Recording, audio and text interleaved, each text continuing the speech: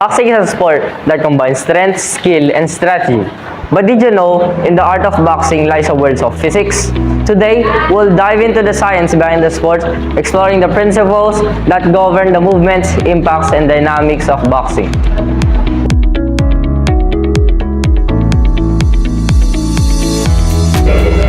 When a punch is thrown, several key physics concepts come into play.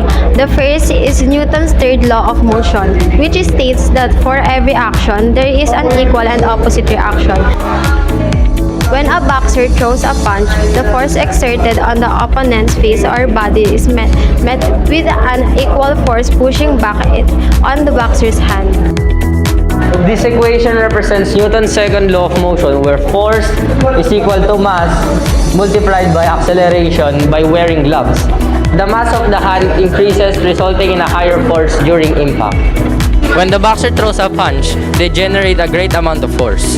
This force shifts from their arm to the gloves, then to the target, whether it's an opponent or a punching bag. The force causes the target to move and react accordingly. But it's not just about the force, it's also about the momentum. When a boxer throws a punch, they generate a momentum through the transfer of force. The greater the mass and the acceleration of the punch, the higher the momentum. Here we have the equation for momentum. Momentum is equal to the mass multiplied by the velocity. When a boxer punch connects, the momentum is transferred to the target, causing it to move or potentially knock them off the balance.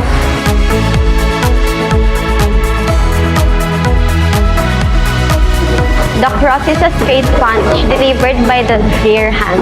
It involves the same principles as the jab, but with the added twist. As Jake rotates his body, he generates more torque and energy.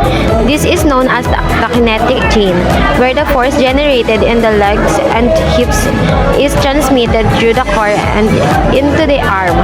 When the fist reaches its target, all the accumulated energy is released, resulting in a devastating punch.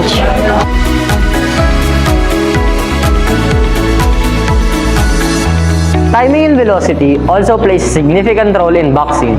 The speed at which a punch is thrown can determine its effectiveness. By increasing the velocity of a punch, the force of impact also increases. The timing is crucial, as well as timed punch can exploit openings in an opponent's defense and maximize the effect of the punch. Footwork and balance are key components of a boxer's performance. By maintaining a stable stance and utilizing proper footwork, a boxer can generate power and maintain agility in the ring. Balance allowed for effective weight transfer and quick movements, enhancing overall performance. Finally, let's talk about the science behind absorbing a punch. Boxers employ various defensive techniques to minimize the impact and protect themselves. Rolling with a punch, for example, allows a boxer to distribute the force and minimize the rotational effect on the head.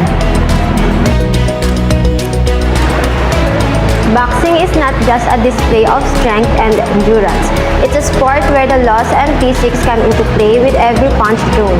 From Newton's laws of motion to the transfer of energy and importance of timing, understanding the physics of boxing allows fighters to optimize their performance and maximize their chances of success in the ring.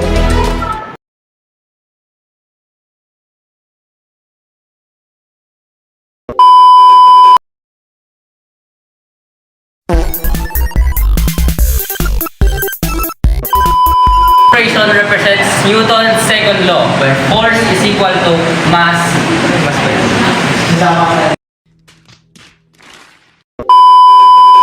Boxing is not just a display of strength and minimize their maximum.